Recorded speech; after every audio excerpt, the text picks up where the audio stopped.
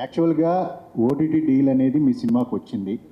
But మీరు గీల్స్ అన్నీ పక్కన పెట్టి ఈ సినిమాని గ్రాండ్ రిలీజ్ చేయాలని చెప్పేసి మీరు ప్లాన్ చేసినట్టుగా తెలుస్తుంది.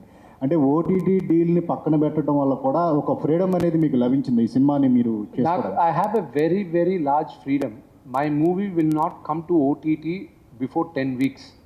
10 వారాల ముందు నా సినిమా ఓటీటీలో రాదు.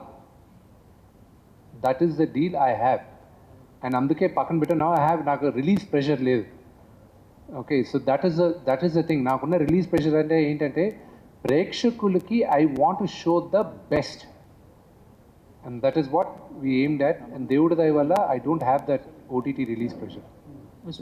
స్క్రిప్ట్ ఇంప్రూవ్మెంట్ దశలోనే మీరు ఒక స్ట్రిక్ట్ కండిషన్ పెట్టుకున్నారని తెలిసింది. ఇందులో ఉన్న ఏ క్యారెక్టర్ కూడా ఎవరిని కించపరిచేలాగా ఉండకూడదు. ఏదైతే పంతుల క్యారెక్టర్ ఉంటుందో అది దొంగలా చూపించారు పూర్వం, కానీ ఇందులో చాలా పాజిటివ్గా చూపిస్తున్నారు. అందుకే ఆ క్యారెక్టర్ మోహన్ బాబు చేశారని కూడా అంటున్నారు. ఎంతవరకు నిజం? ఇది ఒరిజినల్గా కొంతమంది ఏదో చెప్పారు ఇలాగా, యూనో ఒక సెక్టర్ వాళ్ళని అవమానిస్తున్నారు అది ఇదని. అది చాలా తప్పండి. అది ఎందుకంటే అలాగే తెలియకుండా కావాలని పబ్లిసిటీ కోసం వాళ్ళపైన I don't have much respect. నేను అందరికీ రెస్పెక్ట్ ఇస్తాను, కానీ వాళ్ళ స్వలాభం కోసం ఒక కమ్యూనిటీని రెచ్చగొట్టాలనుకుంటారు చూడండి. They are not clear people, they are not good people. My director is a Brahmin. ఆ డైలాగులు రాసిన ఆయన బ్రాహ్మణ్, ఆ క్యారెక్టర్స్ని సృష్టించిన ఆయన బ్రాహ్మణ్, ఆకల శివప్రసాద్ గారు. సో వాళ్ళని అడగాలి ఆ క్వశ్చన్. రెండోది, మా నాన్నగారు మీరు అదే కానీ నేను అదే భక్త కన్నప్ప ఈరోజు చేస్తే ఆల్రెడీ వచ్చింది, చేస్తే తప్పులేదుగా.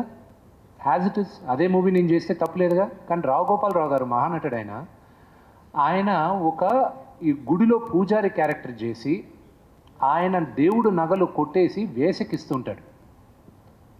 నేను ఆ క్యారెక్టర్ రాసుకున్నానన్నా అది మీరు చెయ్యాలంటే ఇది రావు గోపాలరావు గారి క్యారెక్టర్, ఆ క్యారెక్టర్ నేను చేయను అని.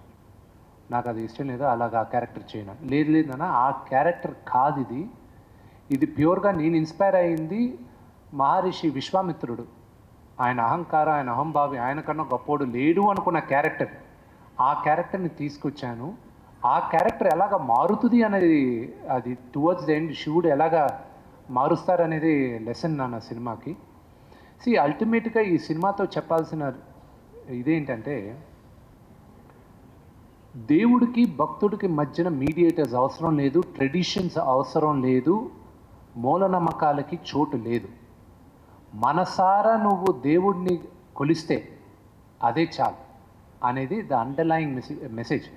ఇది ఓన్లీ ఒక సనాతన ధర్మం గురించే కాదు, ఎనీ రిలీజన్ మనసారా నువ్వు దేవుడిని ప్రార్థిస్తే దేవుడు నీకు దగ్గర అవుతాడనేది ఈ సినిమా లెసన్.